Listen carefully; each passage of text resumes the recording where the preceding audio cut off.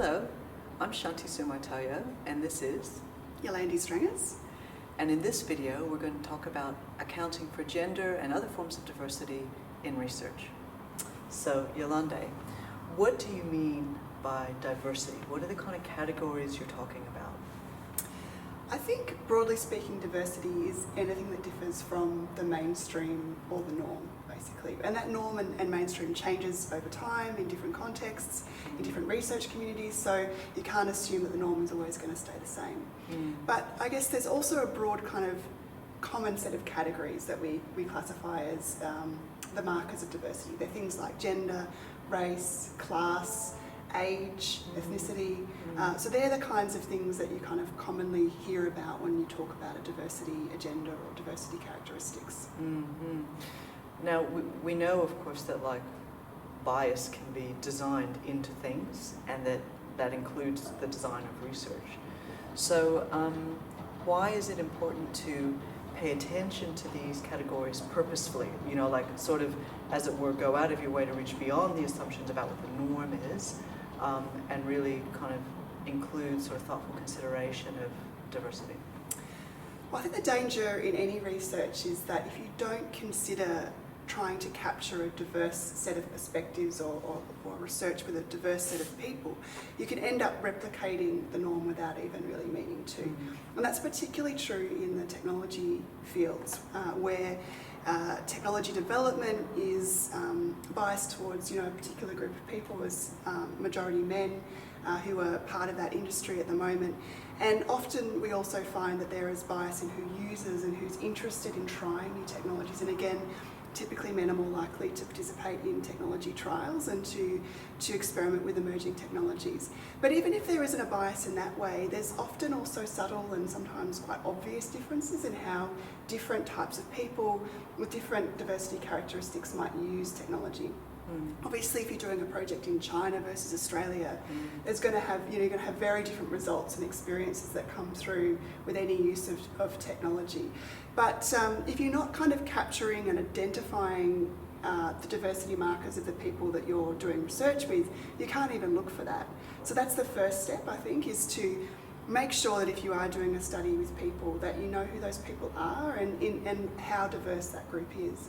But I would also suggest that we need to go further than that in our research, and we actually have to consciously and purposefully seek out people from diverse communities and cultures and with diverse experiences, diverse genders, to include in our studies.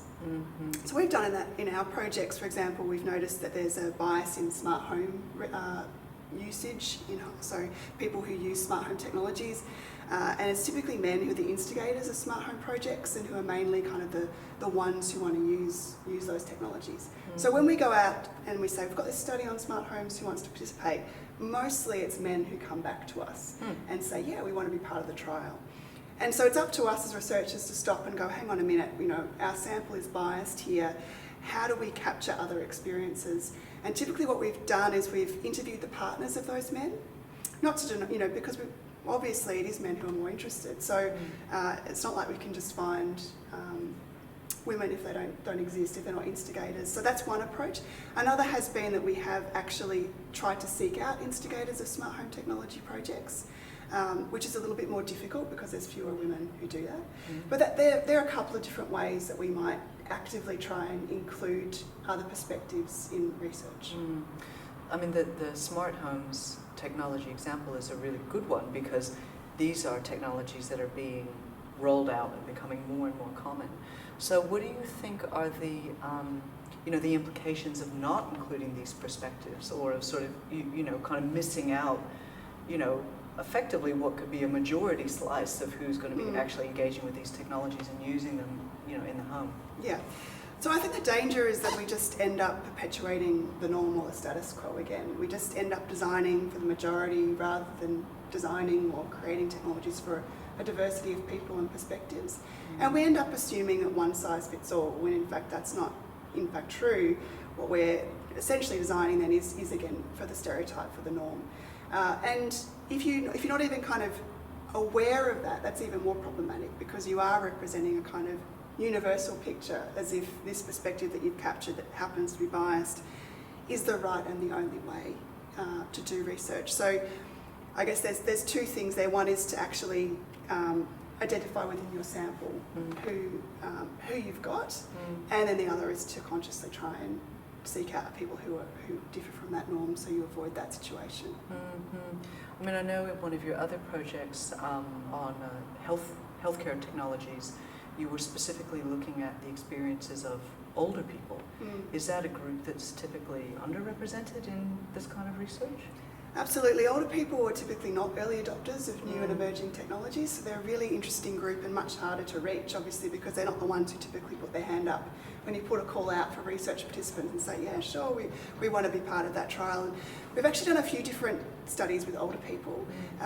One which was funded by Energy Consumers Australia a few years ago was a trial where we gave a bunch of people off-the-shelf smart home devices and said, can you please try these for us? And they had to install it themselves. It was all hands-off from our perspective. And what we found in that project was that people who were, I think it was over the age of 65, it might have been 60, they didn't even get those technologies out of the box. So we still interviewed them and captured their experiences, which obviously, you know, as to why they didn't get them out of the box. But typically they were waiting for a younger relative or somebody else to help them install it. But that was really interesting to us. It was like, oh, okay, well, this demographic isn't just going to, you know, instigate this sort of instalment on their own, and they're going to need extra forms of support. But we didn't obviously get much out of that trial in terms of how they use the technologies, because they didn't use them at all. So then we went on and in a more recent study we've been called Intelligent Home Solutions for older people, I think. That's a study with McLean Care through a Department of Health grant, and also partnering with Deakin University. And that's been a trial specifically with older people, designed for them, in some ways designed by them. And again, we're using off-the-shelf technologies, but we're giving it to this older group of people and seeing in this, you know, giving them a lot of support in this case and seeing how they use those devices. And it's quite different from the norm. And they have unique challenges in terms of their mobility and independence, but also in terms of their technical skills and capability, because they may not be familiar with touchscreen devices. They may not be familiar with voice assistants, which are some of the ones that we gave them. So there are usability considerations, but there are also design considerations for different groups of people. So a number of examples from that study are quite a few of the older participants had trouble using their fingers on the touch screens, and they actually really enjoyed the voice activation because of that. They might have arthritis in their fingers, for example, or other conditions that prevent them from being able to use a screen easily. That's just even aside from the usability considerations. And with voice activation, there were challenges there in terms of even how these devices are programmed to communicate with us. So typically things like Google Home and Amazon, they have what's called command-based speech, where you have to tell them what to do, essentially. And they're not really programmed to respond well to please and thank you.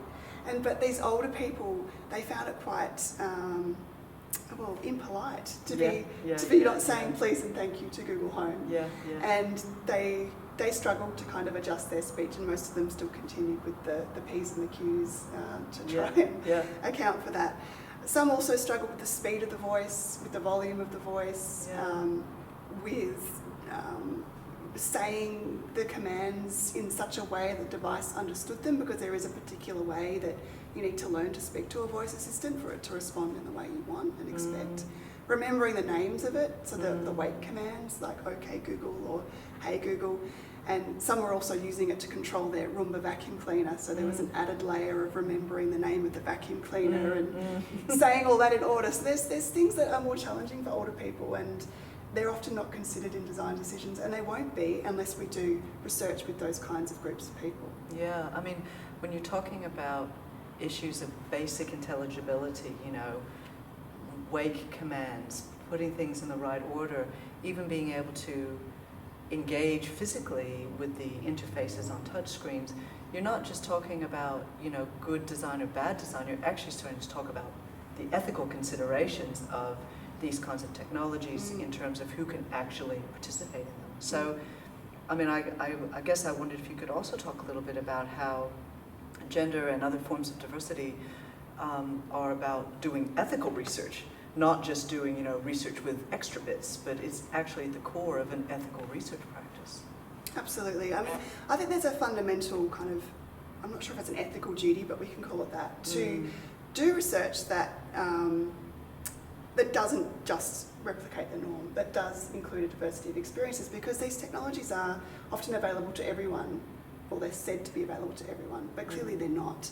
So if we want to sort of create opportunities equally and ethically for all, then I think there's a, as researchers we have an obligation to consider that. But that also comes with a bunch of ethical research challenges that need to be considered as part of the design of a research project, and through the ethics processes that the university has. There are considerations, for example, when doing research with any sort of group that may be less mobile or have some form of disability, like older people are disabled, but they do have less mobility, and so there's things to consider, like whether a device might cause a trip hazard in the home, or might endanger them in other ways if, for example, they can't use them and that technology is providing a service that is essential to them in the home, like the lights, being able to turn the lights on and off. So they're the kinds of issues, I guess, to work through, and they do become more complicated when you start to work with diverse groups, because they may have different considerations and different abilities and different skills that all need to be kind of considered as part of that research design process. And there's also ethical considerations in how we deal with and protect the data of the people that we are working with, and really treating them as participants in the research rather than things that we extract something from and then go away and do something with and present that back to the world. In all the research in our lab, I think we very much focused on seeing our participants as collaborators in our research, and involving them in what's collected, in how we collect whatever it is we're doing with them, but also in involving them in how we present and represent and replicate their research to other audiences, so that they have a say as well in how their stories are shared. And our methods really allow for that, video ethnography and photography and various other methods we have in the lab. They're about telling the stories from participants' own perspectives, rather than researchers kind of extrapolating and creating a story based on a survey or some other form of data. So I think we have a really great opportunity to tell those stories with the methods that we use, but it does come with obligations and ethical considerations as well. And of course, if research participants are collaborators, then forms of complexity and diversity are always going to be present, because we're talking to a wide range of people. Absolutely. Okay. Thank you very much for listening to our video on accounting for gender and other forms of diversity in research.